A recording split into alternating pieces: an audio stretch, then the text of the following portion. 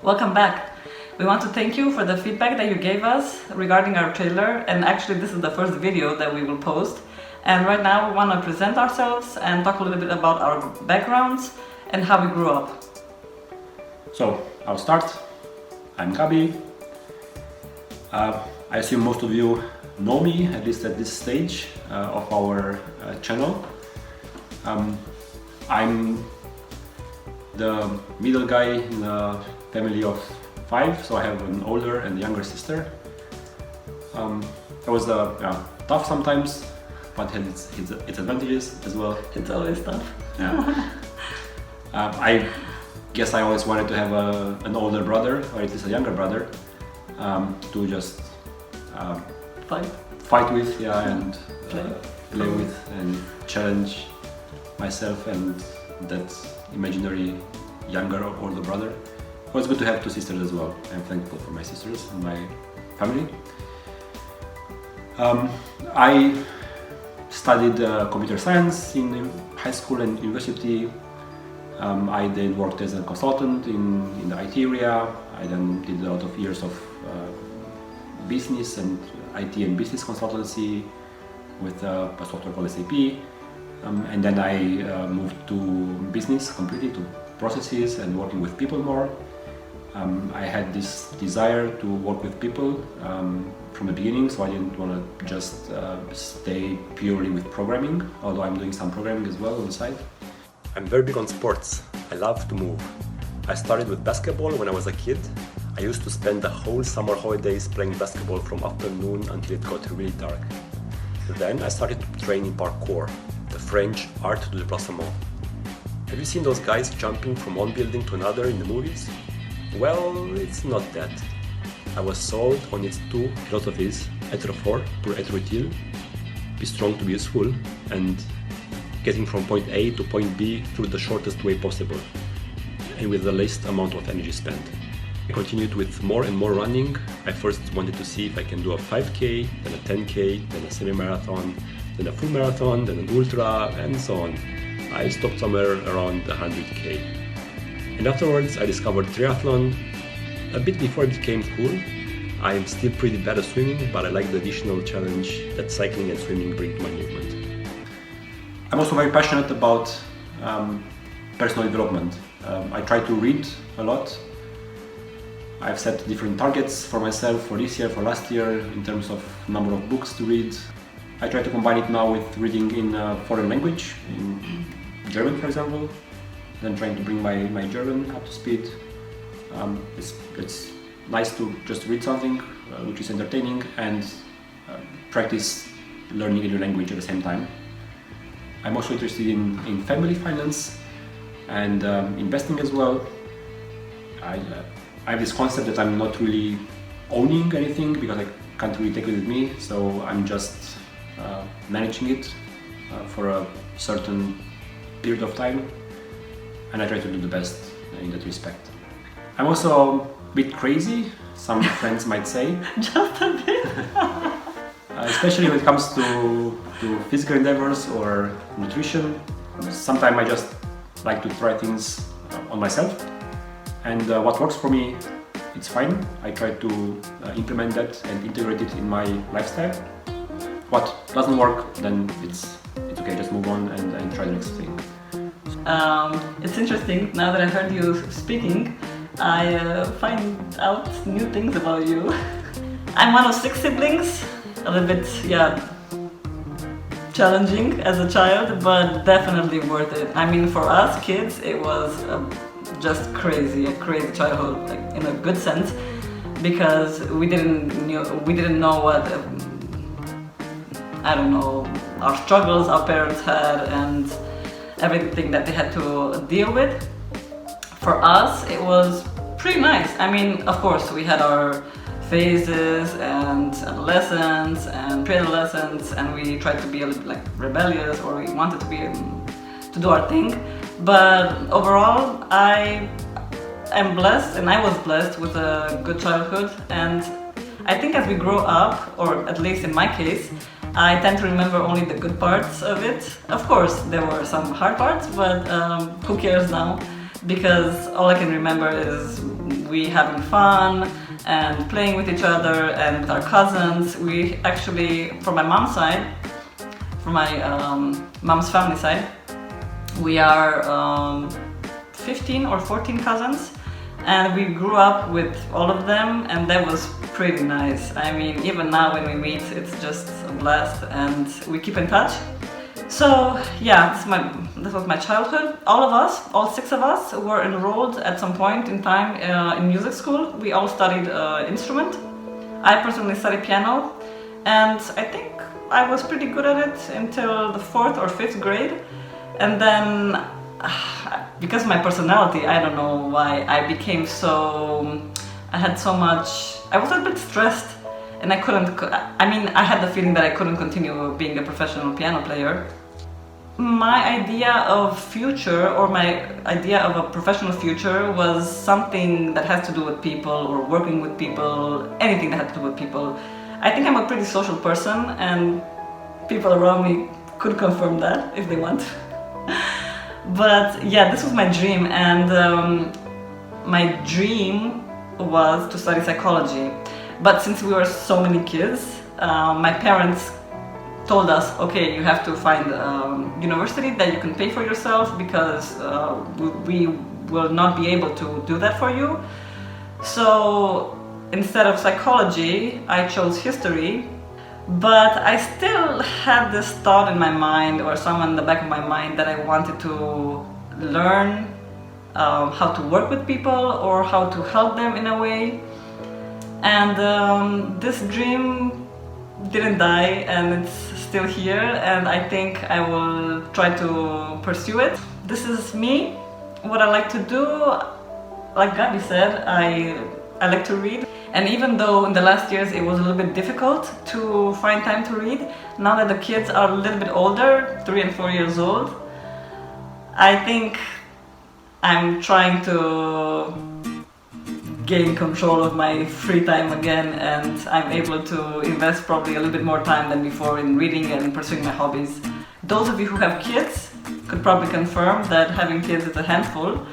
But what I've tried to do with Gabi is find a balance between kids and our personal needs, and trying to take care of ourselves so we could take care of our kids the best way we can. So after I finished high school and I went to university, after the first year we got married, and we're gonna tell you a little bit about that and how we met later in this video.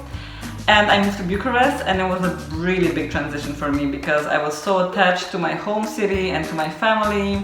But shortly after our wedding, my family emigrated in the US. So after 4 years, I think I came to terms to it. I couldn't say I enjoyed it 100%. I think I just managed to do what I can with what I have. And after Bucharest, I lived there for 7 years in Bucharest, and after 7 years, Gabi had this brilliant idea to move to Germany. And even though in the beginning I was a little bit skeptical and was afraid to give up my professional life and our friends that we had there, and I remember that I was always so proud of myself because I said, oh, I'm so adventurous, I'm so full of adventure, and Gabi is the one that doesn't really feel this adventure in him.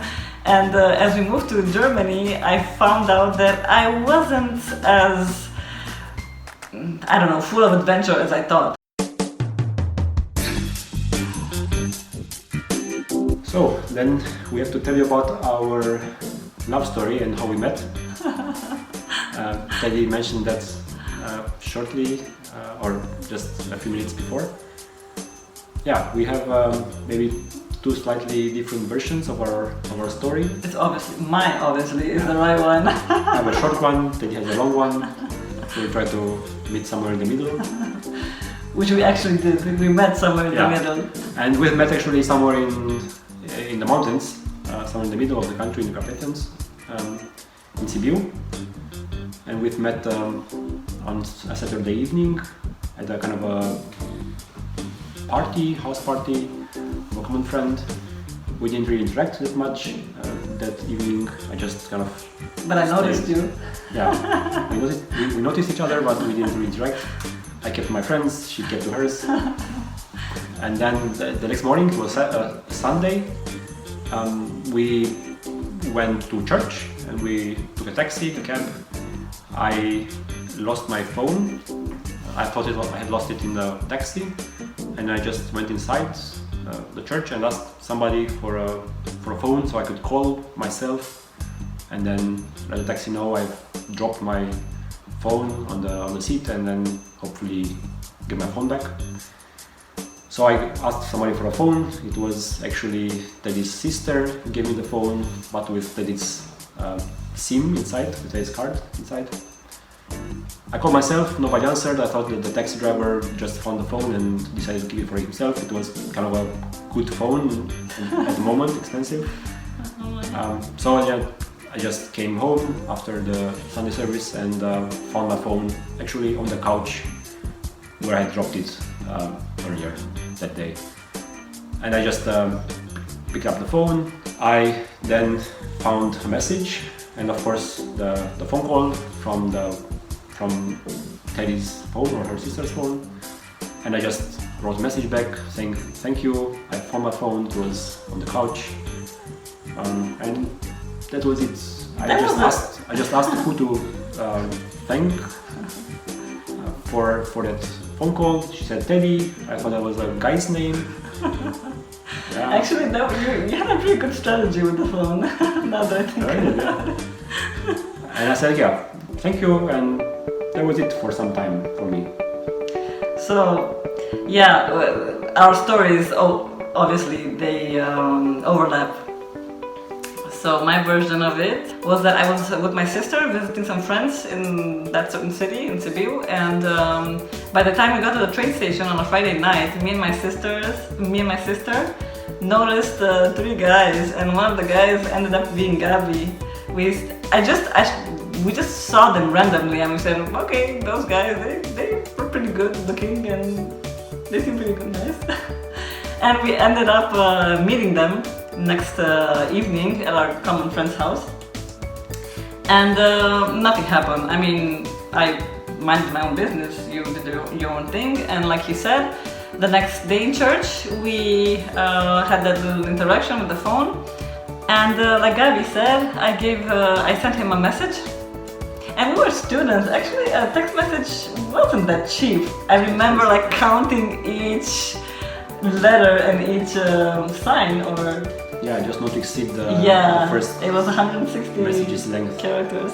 But back then, that was our struggle, and we couldn't really spend a lot of time on the phone because of obviously finances. But yeah, that was a story, and I think Gabi went back to Bucharest, I went back to Cluj, and then my sister kept asking me, hey, do you have that guy's number? And I said, yeah, but I don't know his name. Well, give him like a short phone call, like we called it a beep. When you would give a beep, it means like you think about the other person, and he gave me a beep back. And after another week, my sister kept saying, hey, do you have the guy's number? You still have the guy's number? And I said, yeah, but I don't know who that guy is, so give him another beep. And I did, and he gave me a beep back. Because I didn't know who was beeping me. I hadn't saved their number, so I didn't know. So you just beep like random people? I thought you wanted to call me, you couldn't call me, so I said, okay, I'm available now, you can call me now. So yeah, he said, if you want to continue our communication or what we had, let's talk on Messenger, I think, or something. Yahoo Messenger was the big thing back then. It's kind of WhatsApp now, but on the computer, not on the mobile phone. And we started talking, and after 2 weeks, I remember there was going to be a conference in my home city with a lot of youth coming from all over the country, and I asked him, I think 2 weeks before the conference, hey, do you feel like attending the conference, like coming to my home city? And he said, I think I have other plans, like snowboarding or something. And then after another week, I asked him, like, but we were talking almost daily, I think. Yeah. We were talking daily, and I think we had fun, and we exchanged like funny messages and so on. And I asked him again, are you sure you want to go to snowboarding, or you feel like coming to the conference? And funny thing, I told my mom, look, Mom, I'm talking to this guy, and he's from Bucharest, and his parents are so and so. And my mom said, but I know his parents. And we found out that our parents actually knew each other. I think they met a long time ago, probably when they were young. So yeah, my mom said, but his family is really good, and I think he's a nice guy. So ask him if he wants to come to the conference, you know. So yeah, so I showed up. You came. I gave up snowboarding. For the conference. I actually didn't attend the conference at all. We just spent, I think, the whole weekend together. And then at the end of the weekend, I asked you if you wanna go on, if you were serious about it. Yeah. Yes, I was. In the afternoon, in our family, there was this habit that we would take naps on Sundays. And Gabi asked me, so look, I think you're nice and so on. Do you want to continue, or do you want to get to know each other better? And I told him, please let me sleep on it, like actually sleep on it, because I was so tired. Because we had so many guests that weekend, and we cleaned the house and we cooked food, and me and my sister were like crazy tired. And I said, give me 1 hour to sleep, and I'll give you my answer when I wake up. And after 1 hour, somebody comes and knocks on the door, chug, chug, chug, and then he said, did you think about it? And I said, okay. So if you insist. I said yes. Oh, good here. Yeah. Yeah, so there was a glimpse into our stories, the short version of it. We plan to make some new videos, especially on the topic of, or on the experience of our adoption with Christy, and we plan to record a series on that of shorter videos, and the first video will just start with our motivation to adopt. How come we decided to do that? Yeah. What made us do it, and how did we start that? We would be really happy to hear from you, so please leave us a comment in the comment section below, and see you next time!